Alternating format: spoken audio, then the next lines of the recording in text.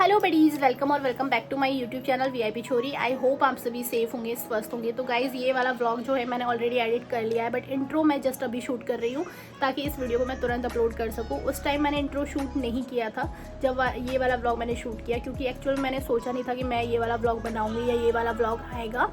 But गुड़ियाओं ने vlog की starting बहुत मस्ती के साथ करी, तो मैंने सोचा चलो इसको कंप्लीट कर देते हैं व्लॉग को।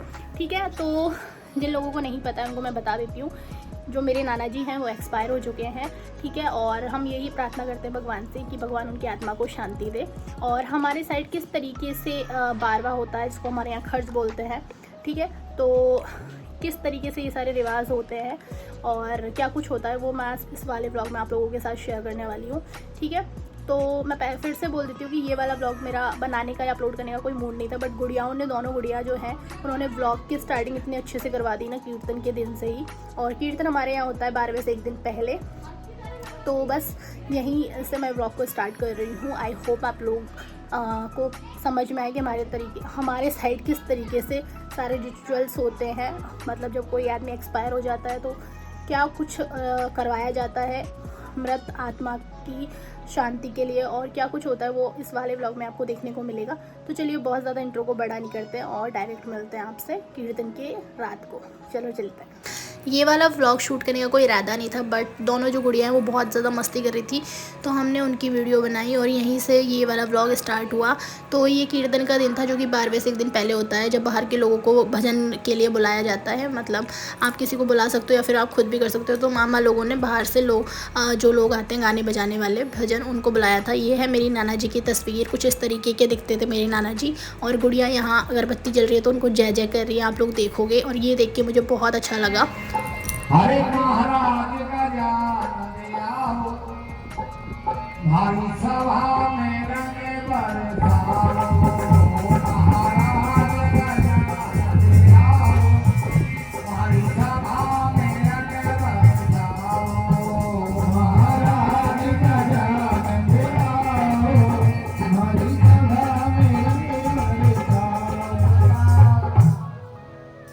आजा आजा आजा आजा भैया नार पे चढ़ी, आजा आजा भैया नार पे चढ़ी, आजा आजा बधाई भैया नार पे चढ़ी।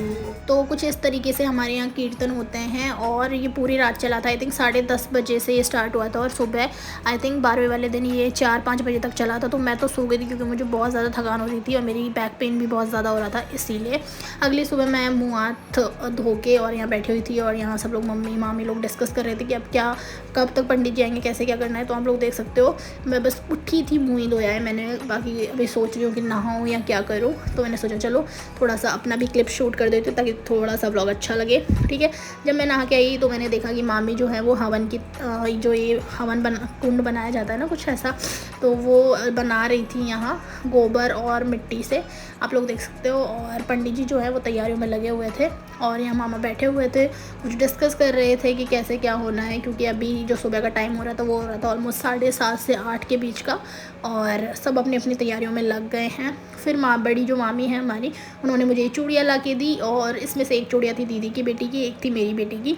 तो मैं वही चेक कर रही थी कि कौन सा गुड़िया का है और कौन सा उनका है। तो मैं यहाँ गुड़िया को पहना रही हूँ ये चूड़ियाँ, और इतने में आ गया किसी का फ़ोन, मतलब मेरी मामी के फ़ोन पर किसी का फ़ोन आ गया। तो गुड़िया को लगा कि ये हमारा फ़ोन है, क्योंकि मेरा और मामी का फ़ोन सेम है, बस इसीलिए। तो वो बातें कर रही थी। उसके बाद उसको समझ में आया कि ये फ़ोन हमारा नहीं है, तो उसने मामी को दे दिया, आप लोग देख सकते हो। और मैं आज चूड़ियों को अरेंज कर रही हूँ कि गुड़िया को कैसे पहनाया जाए, तो देखिए।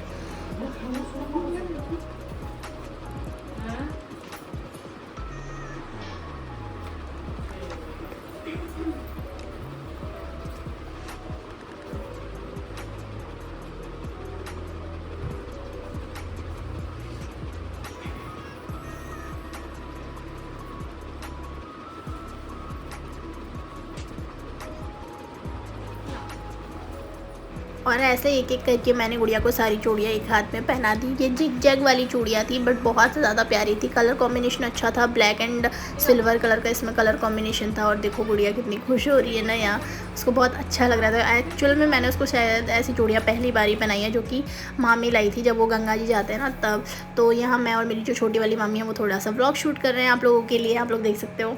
और जब मैं बाहर आई तो मैंने देखा कि मामा जो है वो पिंडदान वाली रस्म जो रिचुअल होते हैं वो कर रहे हैं अभी फ़िलहाल। तो हमारे साइड 12वीं का जो हवन होता है कुछ इस तरीके से होता है। पहले पिंडदान होता है जो कि मामा करते हैं, तो उसके बाद पिंडदान वाली रस्म में हो गई थी, मतलब रिवाज हो गए थे। उसके बाद यहाँ हवन कुंड की अग्नि जलाई गई, मतलब हवन जो है वो स्टार्ट किया गया। तो आप लोग देख सकते हो ये जो रस्म होती है ये बड़ा बेटा करता है। तो यहाँ मेरे बड़े मामा बैठे हुए हैं, लेकिन साथ में बैठे हुए हैं छोटे मामा भी, मतलब बड़े मामा का बहुत ज़्यादा ज़रूरी होता है बैठना। तो यहाँ सब लोग बैठे हुए हैं और हवन की तैयारियाँ हो रही हैं। हवन की तैयारी इनफेक्ट पूरी हो गई है, हवन भी पूरा हो गया। अब बारी आती है भोग की। तो यहाँ मामा जो है जो खाना बना था 12वें के दिन, पूरी सब्जी लड्डू, तो सब्जी का तो नहीं लगता बट पूरी सब्जी खीर पोहा इन सब का भोग लगता है। तो यहाँ मामा ने भोग लगा दिया पहले हवन कुंड में। उसके बाद बारी आती है इस जोत देखते हैं ना उस तरीके से आँच पर भोग लगाने की, जो कि नाना जी को समर्पित होता है एक तरीके से, ठीक। तो इसके बाद जो है वो नाना जी को भोग लगाया जाएगा मामा के हाथों से। और जैसा कि मैंने आपको बताया कि बड़ा बेटा ये सारे रिवाज करता है, तो यहाँ बड़े मामा जो हैं वो घर में खीर पूरी और जो देसी घी के लड्डू बनवाए गए थे उनका भोग लगा रहे हैं मामा यहाँ नाना के नाम का। इसके बाद देखो हलवाई कुछ इस तरीके से काम पर लगे हुए हैं और सब लोग खाना खाने जा रहे थे, तो हम भी चले गए। और जो खाना है वो आई थिंक बहुत लोगों का था, 700-800 लोगों का खाना रखा था नाना जी के 12वें में। और बहुत रियल में बहुत ज़्यादा पब्लिक आई थी, ऐसा सब लोग बोल रहे थे।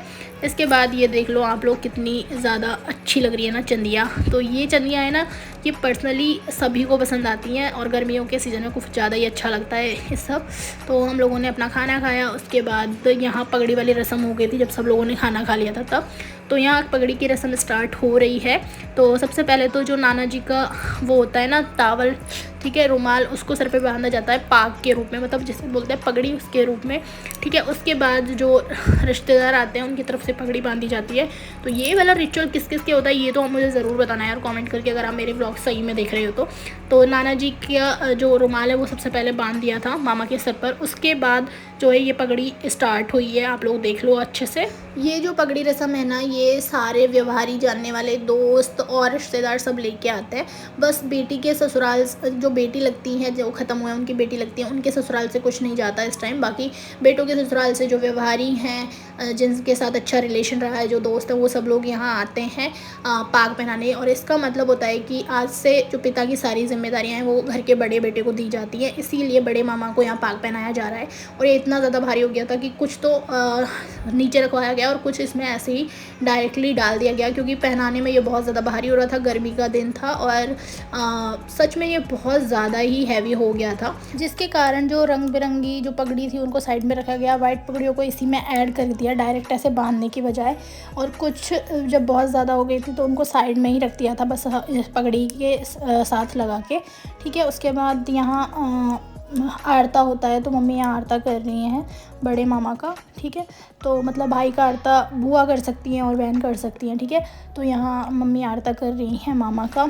और यहाँ सब बहुत ज़्यादा इमोशनल हो गए थे। ऑब्वियसली इमोशनल होने की बात है, जिन पेरेंट्स के साथ आपने आपका पूरा बचपन बिताया है और सडनली वो ऐसे चले जाते हैं छोड़ के, तो बहुत ज़्यादा दुख होता है। और यहाँ बहुत ज़्यादा सब इमोशनल हो गए थे, इनफैक्ट मैं भी बहुत ज़्यादा इमोशनल हो गई थी। उसके बाद नाना को नमन करने के लिए मामा जा रहे हैं। और आज का व्लॉग मैं यहीं ख़त्म कर रही हूँ। Thank you for watching, subscribe for more.